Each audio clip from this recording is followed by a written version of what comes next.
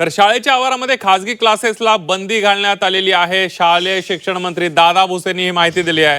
हिवाळी अधिवेशनामध्ये कठोर कायदा आणणार असल्याचे ते म्हणाले।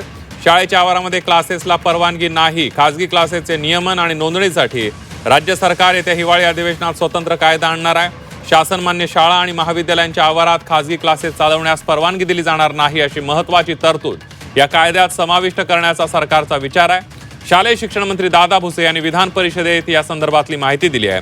राज्यातील खासगी शिकवणी व्यवसायासाठी स्पष्ट नियमावली तयार करून विद्यार्थी आणि पालकांच्या हिताचं संरक्षण करण्याच्या उद्देशाने नवा कायदा आणला जाणार आहे असंही त्यांनी सांगितलं। त्याच्यामध्ये क्लासेसचा वेळ काय असला पाहिजे, त्याच्या जे काही अधिकृत मान्यताप्राप्त शाळा कॉलेजेस आहेत त्याच्या आवारामध्ये ते क्लासेस घेता येणार नाही, असे जे काही मुद्दे असतील या सर्व मुद्द्यांचा कायद्यामध्ये आपण समावेश करणार आहोत।